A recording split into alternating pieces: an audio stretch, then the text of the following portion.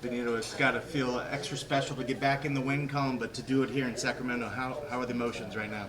It feels amazing, man. I'm happy I got the W. Vince Morales is a tough guy, but there's no better feeling than winning close to your hometown. I live in Oroville, California, and Sacramento's an hour away, and pretty much my hometown. I live in Sacramento now, so it feels great, man. I'm very proud, but kind of disappointed in my performance. He clipped me in the first round, and I didn't really get a finish. I like being a finisher and being really exciting. So back to the drawing boards.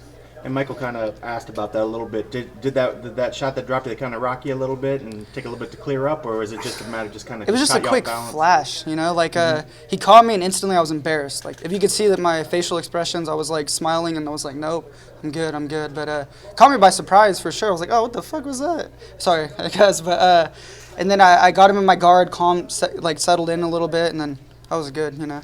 When you got to the end, when they were starting to reading through the scorecards, how confident were you that you did enough to get the decision?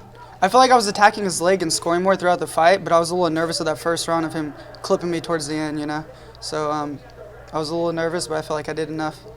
Speaking of the leg kicks, you could definitely tell that was either part of the game plan. Was that what you wanted to do, that you knew that you had to do, or is it just something that presented itself? Yeah, he's a little pigeon-toed, and he leaves his knee in a little bit, and I feel like I have very strong kicks, so it's definitely a big part of my arsenal and game plan always. Well, I know you said you weren't maybe the happiest with your performance, but how soon do you want to get back in there, and are there names that make sense for you?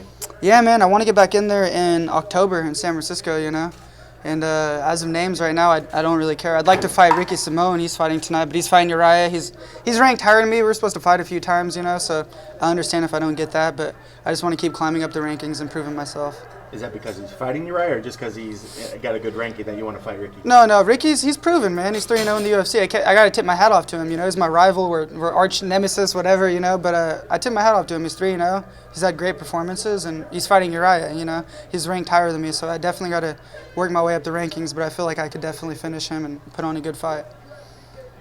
Do you feel any pressure for setting the tone for your teammates tonight, being that it was the first bout? No, man, I try to be in the flow state. I try to be in the moment. I'm not all in my head thinking about the future, the past, or any of this. I'm breathing and focus on just one step at a time moving forward.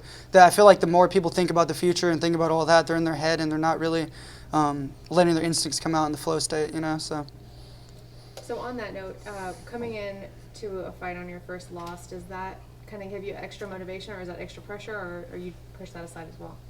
No, honestly, I already forgot about the loss. You just reminded me of it. I'm trying not to remember it. Someday I'll get that back. No, you're good. Respect to Manny Bermudez, 14-0 now against me. He's a stud, I got nothing but respect for him, but I'm sure in the future we'll run that back, and I'd like to get that one back.